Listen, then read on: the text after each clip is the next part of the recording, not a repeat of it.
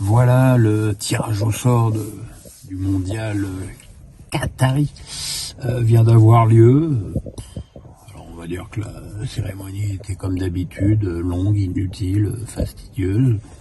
Voilà, un truc qui pourrait être bouclé en un quart d'heure et qui dure 2 plombes. Mais bon, ce qui compte, c'est que les Bleus s'en sortent plutôt très bien, avec que des équipes largement à leur portée. En même temps, on peut se demander qui n'est pas largement à la portée des Bleus en ce moment. Première équipe à tomber, le Danemark, je dirais, comme toutes les grandes compètes. À chaque fois qu'il y a une grande compète, on a le Danemark, surtout quand on gagne. Même si je n'oublie pas que en Corée, on avait été éliminé par le Danemark sur le 3e match. L'autre équipe, c'est la Tunisie, nos voisins, nos cousins. Une pensée au pays natal de ma maman. Et un adversaire très solide défensivement, très prudent, et qui va certainement essayer de nous arracher un point. Voilà. Plaisir aussi de retrouver Wabi Kazri contre les Bleus. C'est pas toujours des confrontations qui nous ont toujours bien réussi, mais bon. Honnêtement, il y aurait pu avoir bien pire.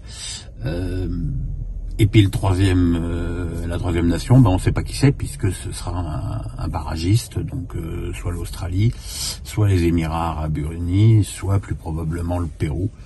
Voilà, si c'est le Pérou, ce sera une équipe pas très offensive non plus, qu'on avait joué aussi lors du dernier mondial. Donc voilà, on est face à des habitués. Et puis on va dire que le tirage au sort est équilibré, qu'il n'y a pas de groupe de la mort, même si on a cru qu'il allait en avoir un, puisque les 2 équipes premières tirées, c'était l'Allemagne et l'Espagne.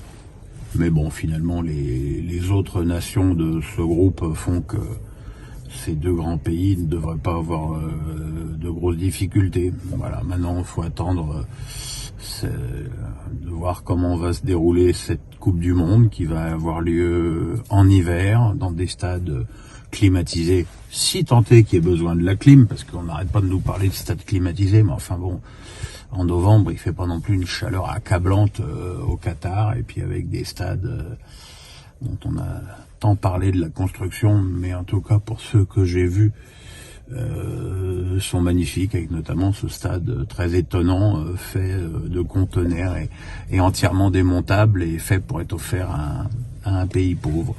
Voilà, moi j'ai hâte de voir une compétition en hiver avec des joueurs moins épuisés que lorsque le tournoi final est en fin de saison, comme c'est toujours le cas.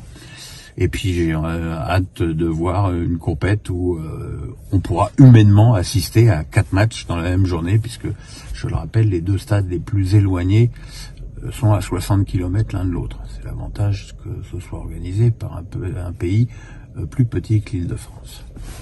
Salut!